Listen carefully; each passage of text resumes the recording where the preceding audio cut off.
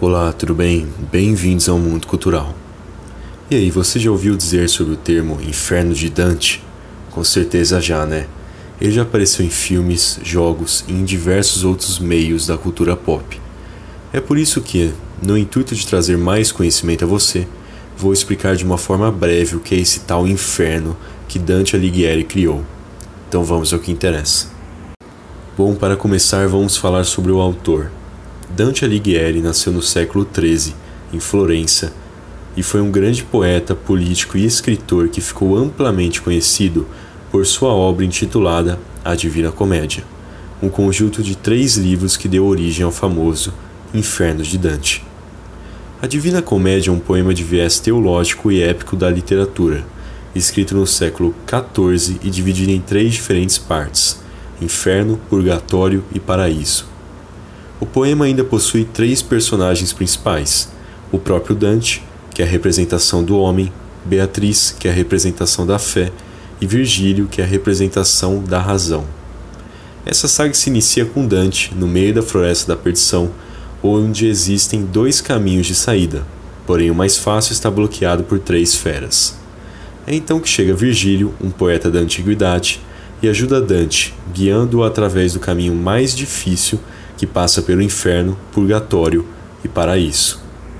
No decorrer do trajeto pelo inferno, Dante acaba cruzando com diversas figuras mitológicas, o que pode parecer estranho à primeira vista, mas a verdade é que essa obra mistura mitologia grega, pessoas famosas da época e crenças católicas.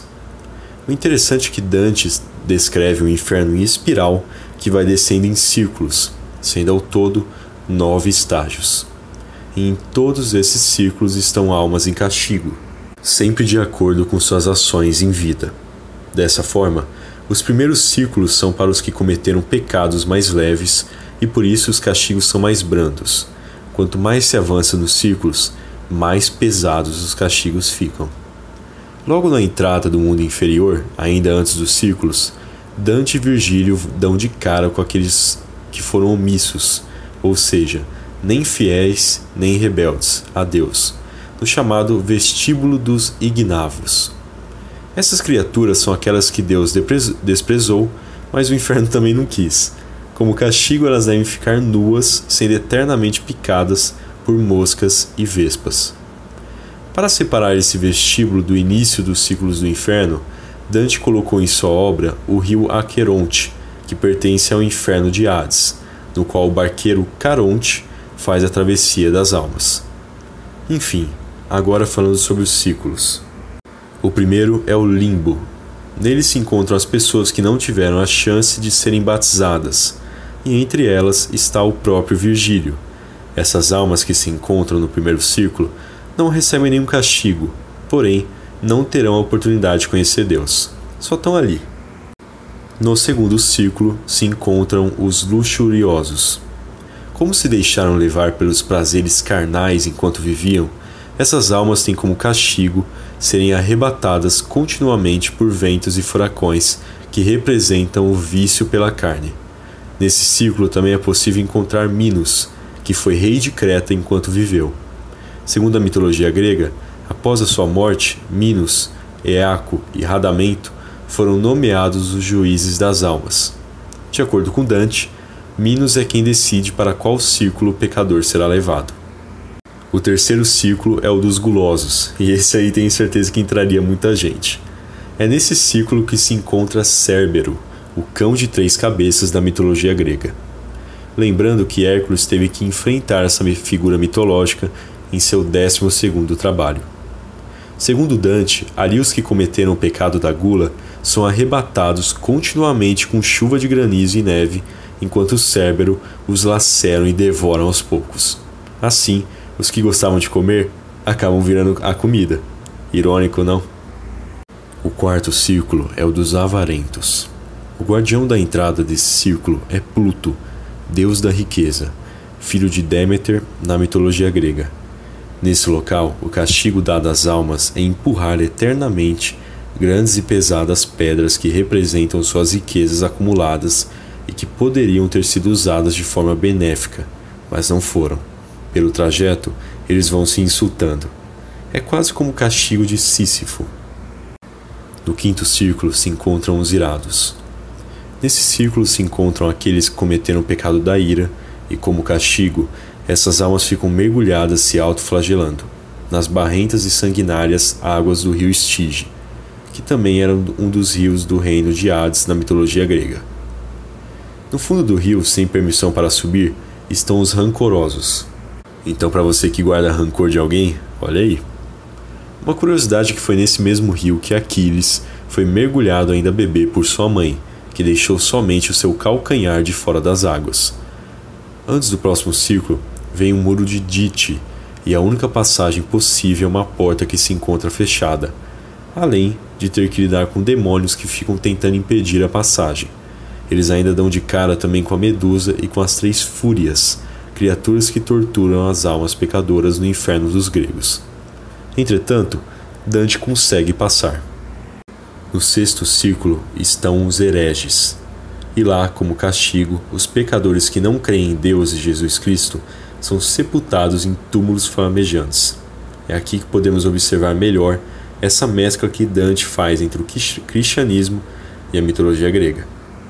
No sétimo se encontram os violentos.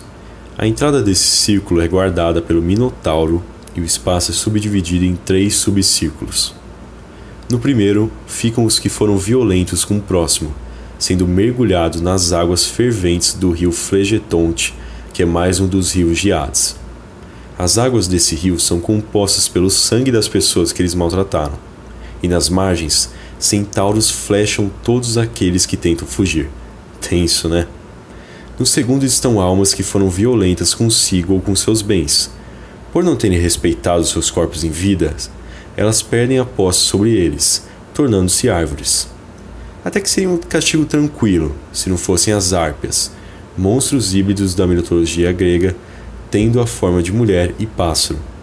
Elas completam o castigo arrancando pequenos pedaços das árvores sempre que regeneram. Já os que não valorizaram seus bens são perseguidos eternamente por cães. No terceiro estão aqueles que foram violentos com Deus, num local ermo, com areia escaldante e fogo caindo do céu como se fosse chuva. Esse local representa o mundo contrário criado por Deus. Também se encontram aqui aqueles que não respeitaram a natureza, que Dante chamava de sodomitas, e os que foram violentos com as artes. Separando esse círculo do próximo, existe também um abismo onde fica Gerião, um gigante de 3 corpos que foi morto por Hércules em um de seus famosos trabalhos. No oitavo círculo estão os maliciosos e fraudadores. Esse círculo também possui subdivisões, que são 10 no total. Na primeira estão aqueles que seduziam mulheres, castigados através do açoite. No segundo são os bajuladores, castigados com esterco. No terceiro, aqueles que fizeram a venda de favores divinos, cargos eclesiásticos e peças sagradas, que são atolados em buracos com os pés para fora sendo queimados. No quarto estão aqueles que se fizeram passar por adivinhos ou magos, e seus castigos é terem seus rostos virados para trás. No quinto, são os que fizeram a negociação de cargos públicos ou furtaram seus amos, castigados por demônios que os espetam e os mergulham em um poço de piche fervente. No sexto, vêm os hipócritas castigados com pesadas capas de chumbo dourado. No sétimo estão os ladrões, em um eterno ciclo onde são picados por cobras, morrem e nascem para ser picados novamente. No oitavo ficam os maus conselheiros, totalmente envolvidos em chamas. No nono é a vez dos causadores de discórdia e confusão, que são perseguidos por demônios armados de espadas. No décimo estão os falsários, que são castigados com úlceras e feridas que ardem. Separando esse círculo do próximo, que é o último, existe um poço repleto de gigantes rebeldes que Dante afirma serem horrorosos.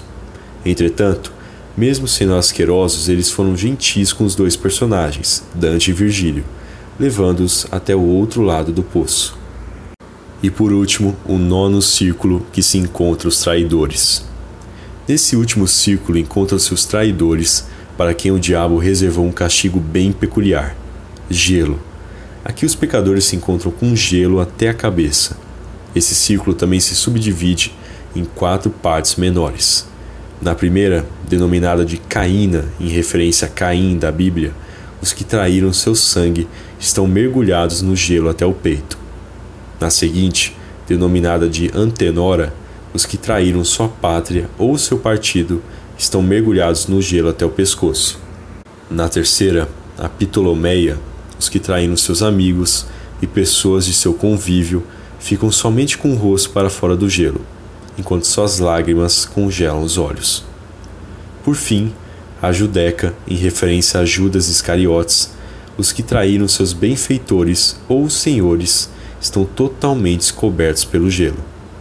E é bem no meio dessa última espiral que está Lúcifer, com 3 cabeças, que no caso são os grandes traidores da história, Cássio, Brutus e Judas. E aí, gostou desse inferno de Dante? Que círculo você se encontraria? Até porque, dentro de todos esses pecados, um deles acho que todo mundo já cometeu. Enfim, se curtiu o vídeo, deixa aquele like, caso não é inscrito no canal. O que tá esperando? Se inscreve aí, ajuda muito e não custa nada também, né? Beleza? Muito obrigado por toda a atenção e até mais.